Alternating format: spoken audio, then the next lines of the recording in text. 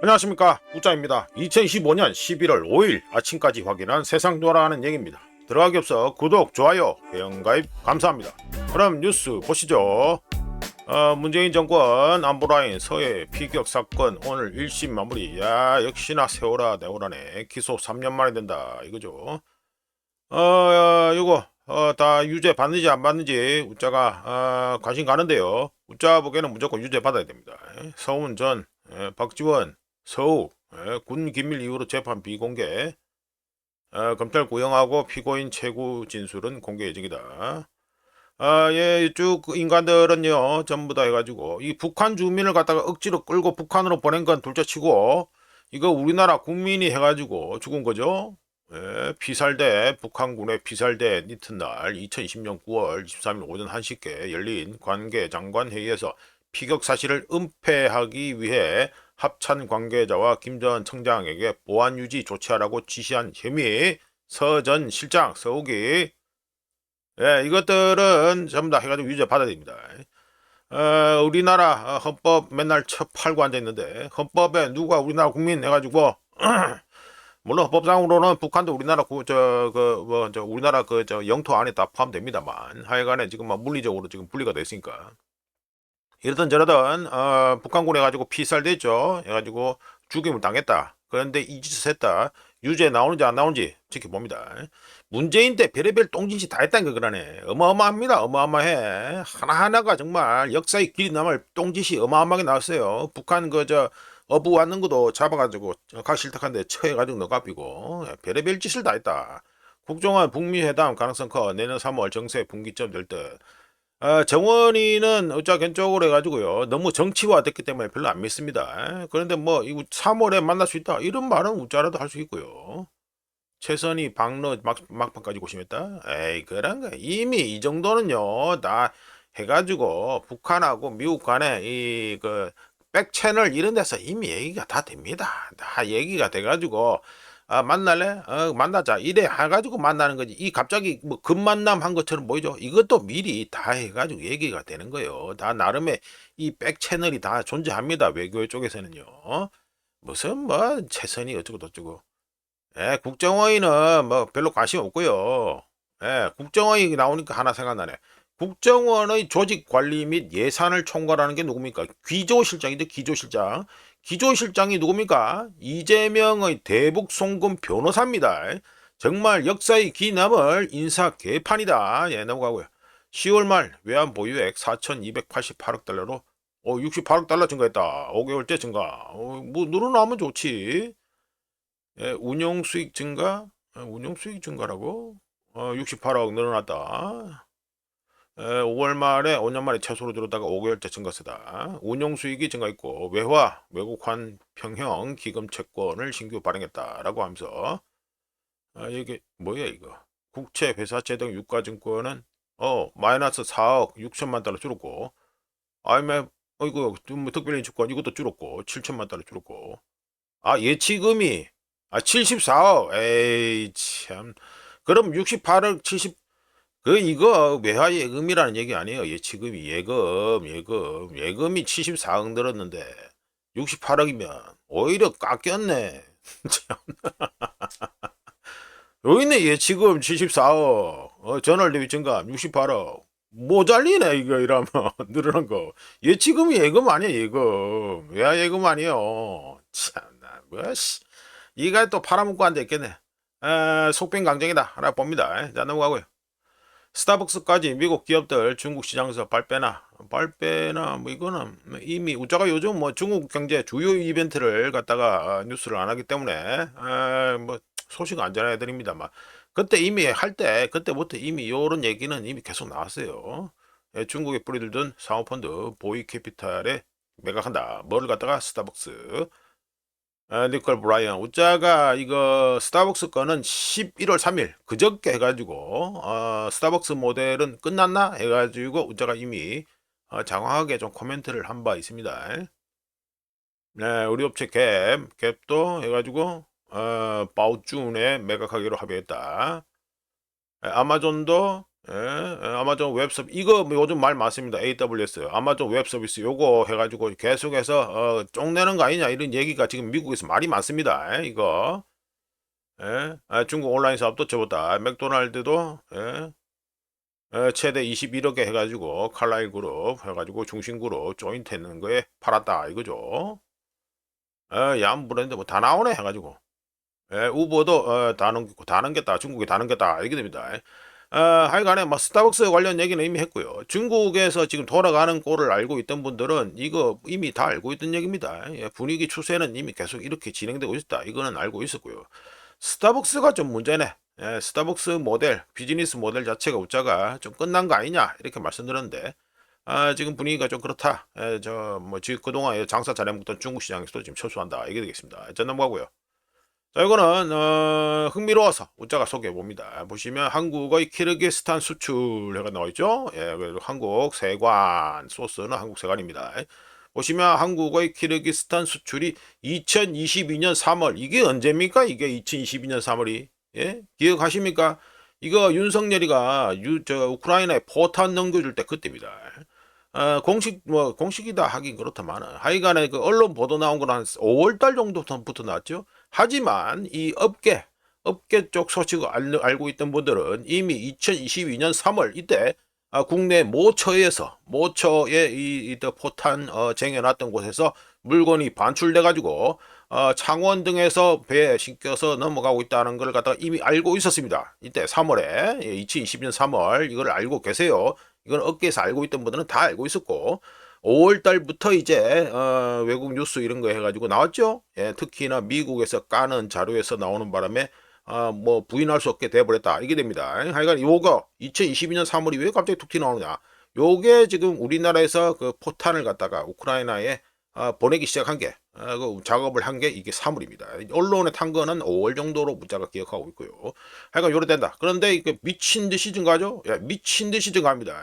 물론 이래 증가한 가지고 또 뭐 이재명하고 더불어에서는 또 뭐 가지고 이재명 뭐 찬송가 부르고 이럴 것 같은데 아니죠. 이 보세요. 이거 2022년 3월 이때 이후부터 쭉 늘어납니다. 관련해서 웃자가 RT의 저 동부가 한국 전문가를 갖다가 해가지고 기사를 갖다가 해가지고 허접한 실력에 번역하면서 말씀드린 바 있습니다. 작년에 이거 좀 뭐 떠들고 실시간으로 해가지고 허접한 실력에 번역하면서 떠든 바 있는데 그때 이미 저 러시아 전문가의 저 뷰로 봤을 때는 그 뭐 우리나라가 그 뭐 러시아에 뭐 딱지 받은 거 있죠. 문재인이가 딱지 받았잖아. 비우호국 딱지를 받았는데 러시아 관점에서 봤을 때는 비우호국 중에 가장 우호국 짓을 했는 게 한국이다라고 그때 얘기했습니다. 그거를 웃다가 그 관련 영상 떠든 거 한 30분 넘게 30분 40분 그래 떠든 거 있는데 그 RT 기사를 보면 떠든 거 있는데 거기서 말씀드렸어요. 그때 이미 이 짓을 하고 있었어요. 왜 RT 전문가가 그 소리를 했는지를 갖다가 이제 보면 아시겠죠? 2022년 넘어가서부터 그냥 키르기스탄 쪽으로 수출이 계속해서 폭발하고 있다는 걸 알고 있습니다. 제가 말씀드려보면 또 늘어진다. 중앙아시아에 있는 조그만 나라 키르기스스탄에 대한 한국의 수출이 한 달 만에 해가지고 2025년 9월에 해가지고 5억 달러를 돌파했고요. 키르기스탄 경제는 이 정도 물량을 처리할 수준이 될까요? 안 될까요? 안 되지요. 당연히 안 되지요. 관련해서 우자가 말씀드렸잖아요. 중앙아시아를 통해서 3쿠션으로 러시아에 수출하는 거다라고 말씀드렸습니다. 즉 키르기스탄으로 가는 수출은요 러시아로 가는 물건이다라고 보면 되고요. 우자가 계속해서 3쿠션 즉 중앙아시아 등을 통해서 우회 수출하고 있다라고 말씀드렸습니다. 우크라이나에 포탄까지 줬던 한국이 키르기스탄을 통해 3쿠션으로 러시아에 수출하고 있다는 건 서방의 대러시아 제재가 실패했다는 증거가 됩니다. 증거 중 하나가 뭐 되겠네. 뭐 인도도 있고 그러니까. 관련해서 서방은 단기적인 이익 또는 얄팍한 통박하에 우크라이나를 소모품으로써 먹었고요. 이거 러시아 이거 대러시아 제재 이거 등등 이런 걸 통해서 알 수 있는 게 뭡니까? 해당 국가 특정 국가의 주권은 해당 국가가 방어할 수 있을 만큼 행사되고 주권이란 거는 권리 단순한 권리가 아니라 자기 자신의 국가를 갖다가 방어할 수 있는 만큼 유효한 것이다라고 말할 수 있습니다. 관련해서 오자견적으로 2022년 8월에 믿거나 말거나 하면서 서방 세계의 추정되는 똥통박이라는 얘기를 한 바 있는데 거기서 우짜가 뭐라고 얘기했냐면 서방이 1단계 제재 융단 폭격 먹이고 2단계 뭐 서방제 대전차 미사일하고 뭐 견착식 대공 미사일 같은 이런 값싼 게임 체인저를 갖다가 우크라이나에 제공해서 그 다음에 잘 싸우게 만들고 그리고 3단계 이렇게 뭐 제재 융단 폭격 먹이고 뭐 여러 가지 위대한 게임 체인저들을 갖다가 통해서 주면은 알아서 우크라이나가 잘 하겠지 해가지고 3단계 알아서 잘 하겠지 이래 가면 기다리다가 4단계 되면 러시아 자빠르지면 승리 및 전리품 획득 뭡니까? 러시아 짜갈라 먹기죠. 예, 러시아 땅덩어리 짜갈라 먹기 그리고 러시아 자원 따먹기 그거라고 우짜가 아주 쌈마이 통빵 서방의 쌈마이 통빵을 갖다가 2022년 8월에 얘기한 바 있습니다. 자 넘어가고요. 하여간 키르기스탄 수출 이거는 러시아로 가는 거다. 이거는 알고 계셔야 됩니다. 자 넘어가고요. 자 금덩입니다. 금덩이 해가지고 보시면 어제 가지고 마이너스 1.72% 하락해가지고 1온스에 3,933.87달러 됩니다. 4,000달러 또 넘어가죠. 밑으로 내려갔죠. 예, 내려가고 지금 알레사이값 뭐 보나만 하고요. 3,929. 좀 불안불안해요. 제가 3,950, 3,950도 본다 했는데 3,950도 해가지고 물어듣고 이제 남은 거는 3,900달러 이렇게 되겠죠. 우짜가 이미 제시했던 라인은 뭐냐면 3,800달러입니다. 지난주냐 지지난주냐 2주 전에 했나? 하여간에 우짜가 3,800달러를 갖다가 50% 가능성으로 3,800달러 본다 했는데 이제 슬슬 3,800달러를 갖다가 향해서 가고 있다 이렇게 보시면 되겠습니다. 다 이거 달러 유동성하고 관련된 겁니다. 자 넘어가고요. 자 은덩이 보시죠. 은덩이는 어제 가지고 마이너스 2.05% 하락해가지고 1온스에 47.10달러가 됩니다. 요 위에 가지고 대략 한 49달러 뭐 이 정도 되는데 가지고 좀 해가지고 지지선 좀 쌓으려고 했는데 안 되죠. 예, 잘 안 돼가지고 또 빠졌다. 이틀 연속 빠졌다. 3일 연속 빠졌네. 3일 연속 빠졌다. 뭐 되겠습니다. 우짜가 이미 말씀드린 것처럼 금덩이 은덩이는 최소 올해 12월까지는 뭐 볼 필요 없다. 우짜가 방송 시간이 부족하다 이러면 언제든지 띵굴 수 있다. 이거는 다시 한번 확인시켜 드리고요. 자 넘어가서 자 달러 인덱스입니다. 달러 인덱스가 어제 가지고 드디어 100을 넘었습니다. 아유 끝내주죠. 예, 100을 갖다가 넘어가지고 어제 해가지고 종가가 바로 해가지고 어제 피크 하이하고 거의 가깝네. 이거 달러 인덱스가 이래 100을 돌파했다는 건요 상당히 심각한 얘기입니다. 이 자체가 왜 이거 심각하냐면 달러 인덱스 우짜가 계속 말씀드렸잖아요. 이게 유동성이 쫄아들고 있다는 거하고 관련된 겁니다. 관련해서 우짜가 어제 뭐 해가지고 이후 해가지고 뭐 이후 포스팅을 좀 올렸습니다만 관련해서 간단하게 우짜가 말씀드려 볼게요. 우짜 견적으로는 이미 방송에서 여러 차례 말씀드린 것처럼 달러에서 유로화로 갔다가 다시 달러로 온 다음에 현재 그 유로화로 안 가고 달러로 계속해서 지금 궁둥이 붙이고 있는 상태입니다.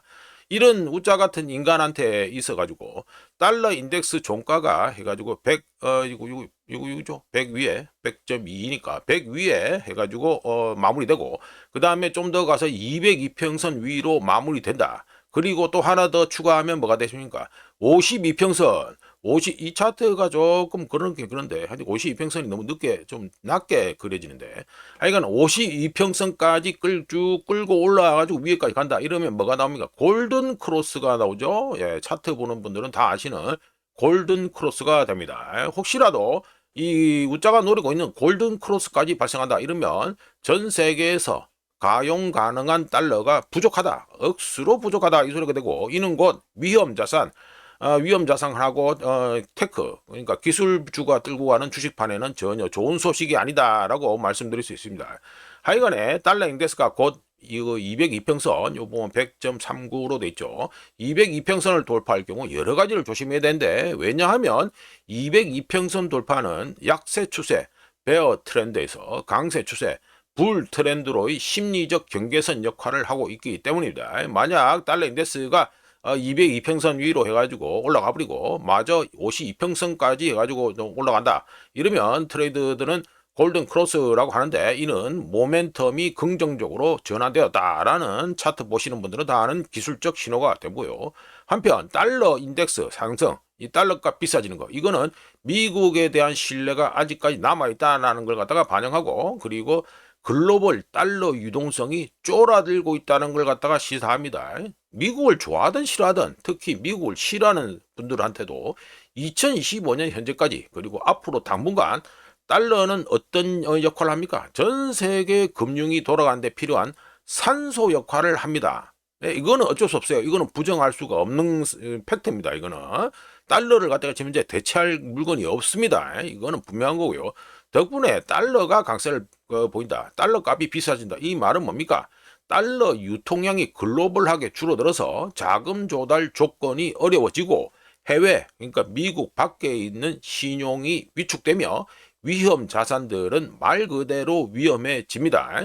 2025년 현재 달러 상승, 그러니까 요게 지금 달러가 우리 연간 상승률로 보시면 이제 바닥 찍고 올라가는 걸로 나옵니다. 하여간에 2025년 현재 9월 중순 넘어가지고 요 쌍바닥이라고 제가 계속 의심된다고 말씀드렸는데 2025년 현재 10월, 11월 현재 보여지는 달러 상승은 이전에도 본 적이 있는 익숙한 장면인데 뭐냐면 2014년, 2025년 달러 급등이 있었는데 이때는 무슨 일이 발생했다? 유가 폭락하고 이머징 마켓에서 자금 유출 촉발됐고 중국은 어떻습니까? 위안화 평가절하를 조용히 당해야 했고요. 2018년에도 또 있었습니다. 2018년에도 달러가 상승하자 전 세계 주식시장 약세하고 금융환경의 급격한 긴축이 동시에 발생했었습니다. 그리고 2022년에 또 달러 강세했었죠. 그때 뭐 160 엔화의 경우에는 엄청나게 싸져가지고 이랬는데 하여간 지금 이 달러 인덱스는 엄청 싼 거라니까요. 하여간 2022년 달러 강세는 영국 영란은행 BOE 영란은행의 개입 유명하잖아요. 리즈 트러스트 나오는 거 영란 우자가 뭐 별도 그 본 콘텐츠에서도 리즈 트러스트 얘기도 하고 이랬는데 영란은행의 시장 개입과 일본 수익률 곡선의 스트레스 만연한 스트레스 그리고 유동성에 대한 글로벌한 마진콜을 갖다가 촉발한 바 있습니다. 2022년에 똑같이 지금 같은 거 동일하게 해가지고 여러 가지를 갖다가 예상할 수 있다. 이게 됩니다. 달러 인덱스가 이렇게 상승한다. 이거는 미국뿐만 아니라 시스템 전체 그리고 시스템 전체 어딘가에 압박이 가해지고 있다는 걸 의미하며 이는 글로벌한 압력이다. 글로벌한 압력의 바로미터다라고 말씀드릴 수 있습니다. 달러 인덱스 계속 오른다. 별로 좋지 않고요. 우자가 보기에는 당분간 계속 오를 것 같다. 이렇게 말씀드립니다. 자, 넘어가고요. 자, 우리나라 원화입니다. 원화 환율 보시면 아이고 미친듯이 올라가네. 1429원에서 1443원 드디어 또 변동폭이 해가지고 쩔게 또 나오고 이제 있죠. 뭐 15원? 15원 정도 되겠네. 또 미쳐가지고 또 올라가고 있다. 어제 하루 해가지고 24시간 0.82% 싸져가지고 1달러에 1441.9원 됐습니다. 1443.82원.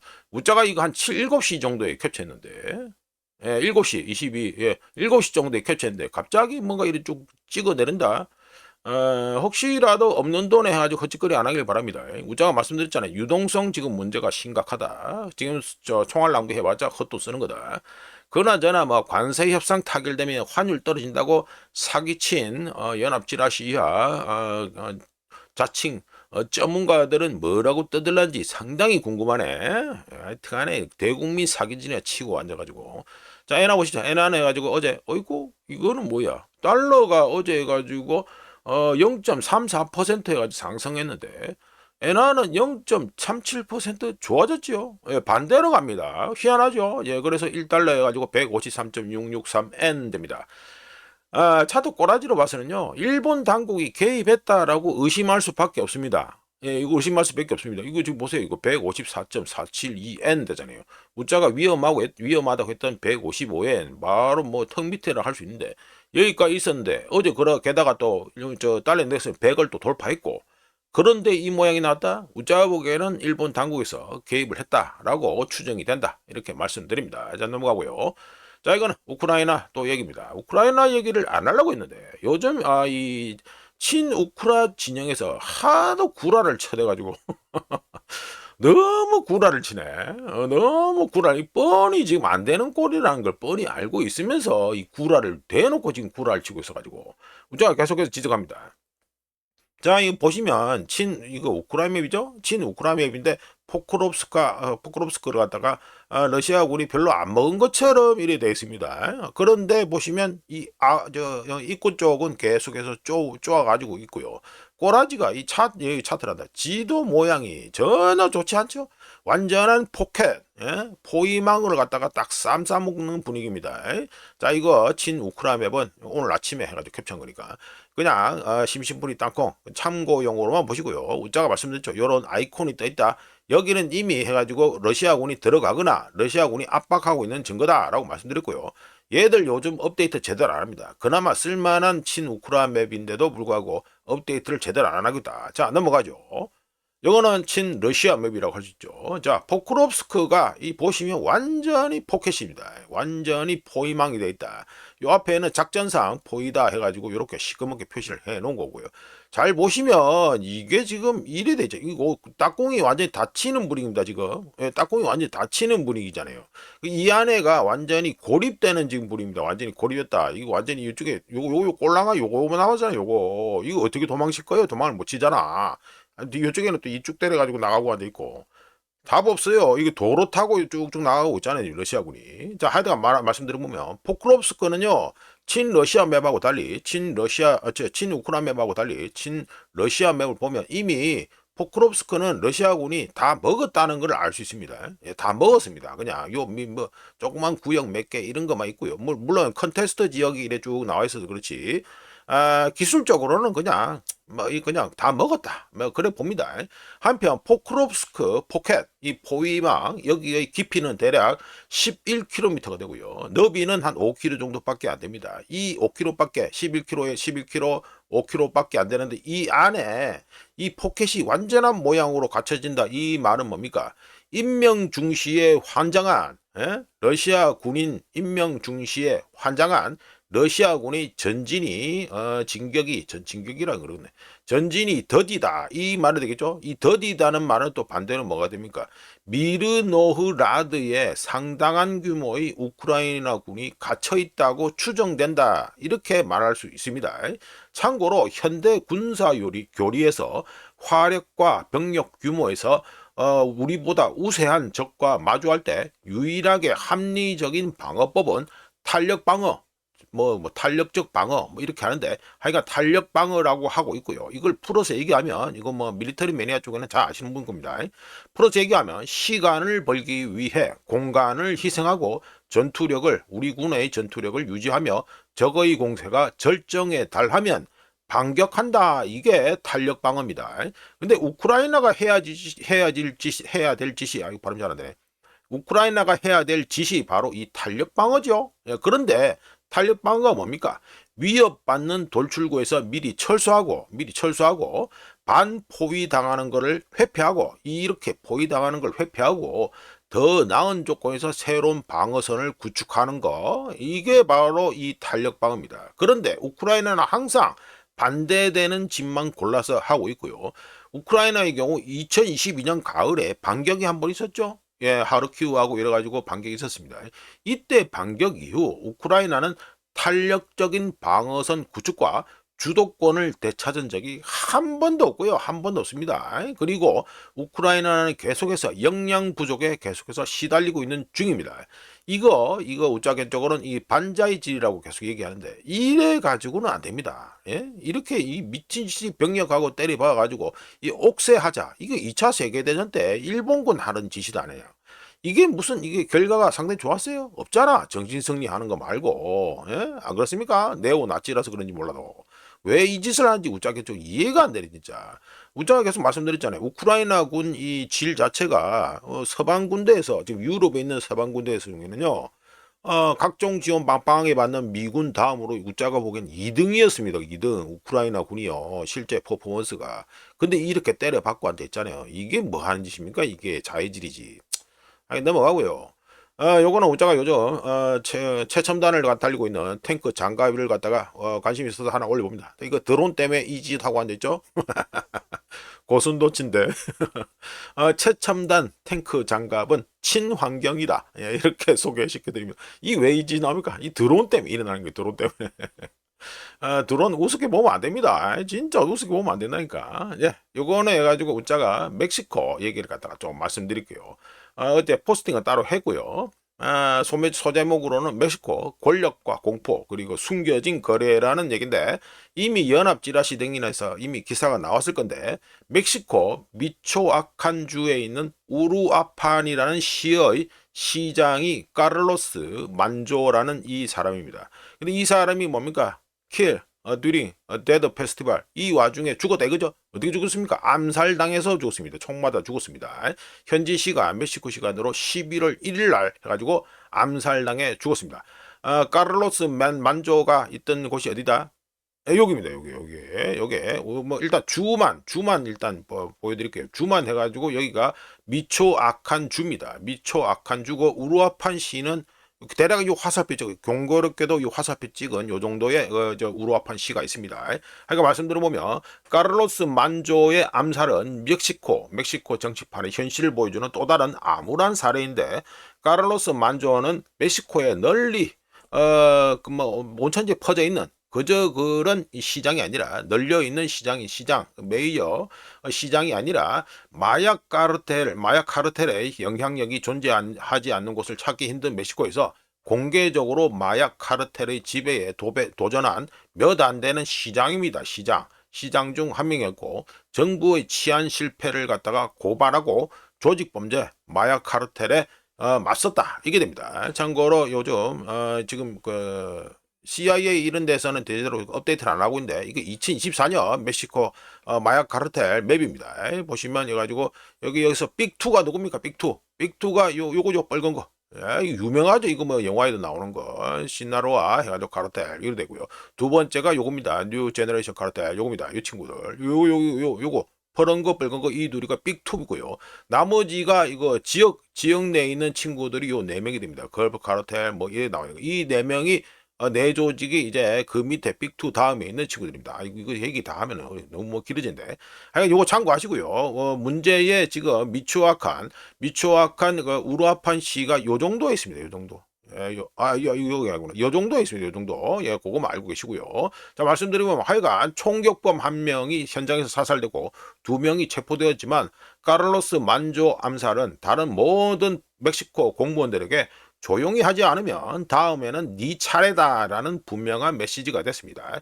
만조 암살은 하나의 독립적인 이야기가 아니어서 2024년 멕시코 선거를 앞두고 최소 37명의 멕시코 정치 후보자들이 암살당했고요. 모든 정치인과 공무원으로 암살당한 범위를 넓히면 그 수는 수백 명에 달합니다. 수백 명에. 암살 사건 대부분은 마약 카르텔이 선거에 직접적인 영향을 끼칠 필요가 없는 개별 지역, 그러니까 로컬 레벨에서 발생하며 마약 카르텔은 그저 누가 경쟁에 참여할, 그러니까 이게 정치판, 이거 선거 경쟁에 참여할지만 암살을 통해 결정하지요. 이렇기 때문에 투표용지가 인쇄될 때쯤 멕시코 민주주의는 폭력을 통해 이미 후보가 가려져서 누가 승자가 될지 결정되어 버립니다. 이런 가운데 클라우디아 셰인바움 현재 그래가지고 멕시코 대통령이죠. 보시면 로스앤젤레스 해가지고 타임즈인데 지금 만조 암살에도 불구하고 마약과의 전쟁을 갖다가 부활하는 거 재시작하는 걸 갖다 거부한다 해가지고 셰인바움이 얘기했습니다. 셰인바움이 어떻습니까? 정확하게는 멕시코 최초의 여성 대통령이고 에너지 및 기후 과학자이자 진보를 갖다가 상징하죠. 이 여자 대통령이 이 여자 대통령이 그런 여러 가지 아주 그럴싸한 타이틀을 달고 있음에도 그렇게 대통령으로 앉아 있음에도 불구하고 현실에서는 어떻습니까? 멕시코에서는 폭력이 난무하고 있습니다. 셰인바움이 멕시코 마약 카르텔하고 결탁했다라는 확정은 없지요. 확정은 없는데 마약 카르텔이 영향력을 갖다가 실질적을 위협을 가하는 자들은 거의 마약 카르텔이 영향력을 갖다가 발휘하는 쪽에서 이런 데서 실질적을 위협을 가하는 자들은 거의 살아남지 못한다. 그러니까 뭐 간단히 말해서 마약 카르텔한테 반대하는 짓을 하는 자들은 거의 다 죽었다 이 말이 되고, 반대로 마약 카르텔이 용인할 수 있는 자들, 마약 카르텔에서 봐줄 수 있는 자들은 오히려 정치적으로 부상해서 대통령까지도 될 수 있는 이런 경향을 보이는 게 멕시코의 불편한 진실입니다. 범죄 조직들이, 그러니까 마약 카르텔이 멕시코 경제뿐만 아니라 멕시코 최고위층 정치에도 은밀하게 영향력을 행사하고 있다는 건 비밀 아닌 비밀인 가운데 카를로스 만조의 죽음은 단순한 비극이 아니라 멕시코의 밸런스 오브 파워, 힘의 균형이 전혀 바뀌지 않았다라는 걸 보여주는 대표적인 신호가 됩니다. 멕시코에서는 마약 카르텔이 여전히 권력을 쥐고 있으며 정치인들은 두려워하든지 아니면 카르텔하고 공모를 하고 있든지 간에 어쩌든지 간에 여전히 마약 카르텔의 규칙에 따라 움직이고 있다. 이 말이 되겠습니다. 자, 넘어가고요. 또 오늘 또 느려지네. 자, 요거는 칠레 국영기업인 코델코라는 곳인데 어디가 뭐로 유명하다? 구리로 유명합니다. 구리로. 자, 말씀드리면 벌써 30분이야? 예, 코델코에서 11월 4일 발표해서 올해 2025년 구리 생산량을 기존 134만 톤에서 137만 톤이라 가지고 이미 발표를 했었는데 하향 수정했습니다. 어떻게? 131만 톤에서 134만 톤으로 하향 조정했고요. 하향 조정된 조정 전망치에도 불구하고 작년 생산량 133만 톤을 소폭 상회할 가능성이 아직은 남아있다. 이렇게 볼 수 있습니다. 제가 보기에는 뭐 거의 또이또인데. 하여간 참고로 코델코는 자사 최대 광산이 붕괴 사고가 난 후 3개월 만에 두 번째로 연간 구리 생산 전망치를 갖다가 하향 조정했습니다. 하지만 장기적인 생산량 목표치는 유지하고 있다. 이게 되겠습니다. 자, 넘어가고요. 자, 백악관 미국 대법이죠. 미국 대법원에서 관세재판서 옳은 판결할 거예요. 옳은 판결을 하면요, 트럼프 관세는 패소입니다. 예, 플랜 B는 오자 해당 영상 트럼프 관세는 패소로 끝날 가능성이 높다 해서 301조 등등 여러 가지를 말씀드린 바 있습니다. 플랜 B 얘기도 그 해당 영상에서 이미 말씀드렸고요. 하여간 백악관에서 옳은 판결이다라면 트럼프 관세는 패소다 이렇게 보면 되겠습니다. 자, 넘기고요. 자, AI가 또 아마존 메타 이어 IBM도 수천 명 감원. 이것도 뭐 우자가 관련해서 어제 또 캘리포니아 얘기도 했고요. 재택근무 얘기도 지금 계속하고 있고 AI 버블 얘기도 계속하고 있고 요즘은 지난달부터 해가지고 계속해서 AI 관련해서 버블 있다, 인프라 버블 뭐 등등 지금 아직 공개를 안 했습니다만 물 먹는 하마다 이런 것도 있고 뭐 여러 가지 했습니다. 예, 여러 가지 했기 때문에 요거는 뭐 딱히 가지고 뭐 감원하는 거 대규모 해고하고 감원하는 것에 대해서 뭐 그렇게 큰 우자한테 큰 뭐 임팩트를 주고 이런 건 아닌데 이 문제가 하나 있습니다. 뭡니까? 현재 셧다운 때문에 공식 데이터가 완전히 깜깜이 상태죠. 예, 깜깜이 상태인데 지금 계속해서 대규모 감원 발표가 계속해서 나오고 있다. 이게 문제입니다. 이거 지금 공식 데이터 하나도 안 나온 상태에서 패드는 또 금리 인하를 결정해야 되는데 지금 데이터 자체가 안 나와요. 이게 지금 희한하다 이거 그러네. 지금 시스템이 완전히 지금 제대로 돌아가지가 않고 있는 분위기가 아니고 않고 있는 저 상태다. 상당히 심각한 상태다. 이렇게 말씀드립니다. 자, 넘어가고요. 자, 이거는 해가지고 비트코인입니다. 자, 어제 가지고 빨간 짝대기 해가지고 쭉 껐죠. 예, 그 전날 벌써 이미 징후가 보였고, 자, 요거 크립토 쪽에서 또 청산 또 나왔습니다. 청산 또 터졌습니다. 문자와 관련해서 10월 14일 뉴스 모험에서 크립토 청산과 도박판 얘기를 했고, 10월 30일에 비트코인의 전형적인 W자형 바닥 패턴 얘기를 하면서 10월 30일 코멘트에서 W자형 패턴의 바닥인 10만 6천 여기죠. 10만 6천 10만 6천에서 10만 7천 달러 밑으로 데일리 그러니까 1일 종가 데일리 종가가 마감되거나 새롭게 밴드 하단을 따라서 내려간다 이러면은 이번에 상승은 나가리다라고 말씀드렸는데 실제로 나가리 됐습니다. 이미 이거 가지고 징조가 딱 보였잖아요. 예, 징조가 딱 보여집니다. 10만 6천에서 10만 7천 달러 요거 갖다가 밑으로 가지고 데일리 종가가 된다 이랬는데 이 구자가 이미 말씀드린 것처럼 끝났다 나가리 됐다 이렇게 말씀드렸습니다. 현재 비트코인 포함 크립토들 뭐 이더리움도 포함이고 다 폭락이죠. 이들 폭락 그러니까 뭐 청산 이렇게 말할 수 있는데 폭락 또는 청산에서 2025년 11월 현재 유동성이 얼마나 많이 쫄아들었는지를 갖다가 간접적으로 알 수 있습니다. 이런 청산 폭락에서. 자, 비트코인 보시면 10월 3일, 10월 6일부터 해가지고, 이후에 해가지고 얼마 들었다? 무려 마이너스 19.38%나 해가지고, 뭐, 폭락이죠. 예, 폭락입니다. 2025년 10월 6일 이후 크립토 시장에서는 얼마가 증발했냐면 시가총액만 1조 달러가 증발했는데 이게 바로 뭐를 갖다가 상징한다? 레버리지의 한계라고 보고요. 펀더멘탈하게 보면 크립토 도입률이 빠르게 진행되고 있고 각국마다 크립토 도입률이 빠르게 진행되고 있고 규제 완화가 본격화되고 있고 크립토에 대한 규제 완화가 본격화되고 있고 그리고 또 뭐 있습니까? 기술 각 관련해서 각종 기술들은 빠르게 발전하고 있죠. 하지만 이 레버리지가 문제입니다. 레버리지, 크립토 관련 레버리지가 전례 없는 수준을 보였기 때문에 유동성이 쫄아들거나 지금처럼 달러 인덱스 튀는 것처럼 우자가 말씀드렸잖아요. 달러 인덱스 튀는 거는 유동성 쫄아드는 거 대표적인 신호다라고 말씀드렸다시피 유동성이 쫄아들거나 불확실성이 커지거나 기술적 모멘텀, 테크 차트로 봤을 때 해가지고 기술적 모멘텀이 약해지면서 폭락 또는 청산이 반복해서 이루어지고 있는 중입니다.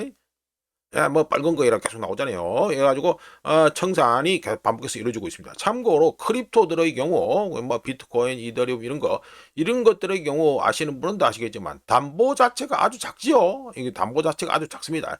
담보 자체가 아주 작기 때문에 레버리지가 빠르게 해소된다는 장점 아닌 장점이자 단점이 있는데 우자가 보기에는 고질병이고요. 하여간 덕분에 랠리를 주도하던 레버리지가 오히려 리버셜 반전이 되면 반전을 증폭시킨다라는 문제가 있습니다. 이거는 분명히 아셔야 됩니다.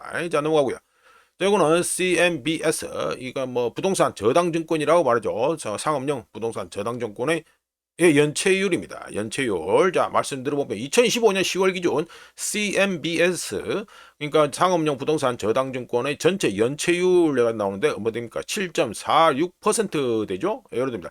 그런데 문제가 있죠. 오피스, 그러니까 사무용 여기가 어떻게 됩니까? 사무실 여기가 11.76%입니다. 미친 듯이 올라가죠? 자, 이거 오피스 쪽 연체율이 11.76%로 이거 올타임 하입니다. 참고로 오피스 쪽 연체율 요거는 2008 금융위기 때 최고점이 얼마다 10.7%였습니다. 그럼 현재 1% 넘게 더 높다 이 말이 되고요. 다세대 주택 연체율도 7.1%, 이 차트는 안 나오는데 다세대 주택 연체율도 7.1%로 2015년 12월 이후 최고치를 기록했습니다. 참고로 CMBS 상업용 부동산 저당증권의 역대 최고 연체율은 2012년 8월에 10.34%였다. 요거는 알고 계시면 되겠다. 전반적으로 지금 분위기가 안 좋다. 지금 이거 상업용 부동산 이거 연체율 계속 높아지고 있다. 이거는 기억하셔야 됩니다. 지금 분위기가 다 안 좋아요. 자, 이렇게 해서 2025년 11월 5일 아침까지 확인한 세상 돌아다니겠습니다. 구독, 좋아요, 회원가입 감사합니다. 내일 또 찾아뵙겠습니다.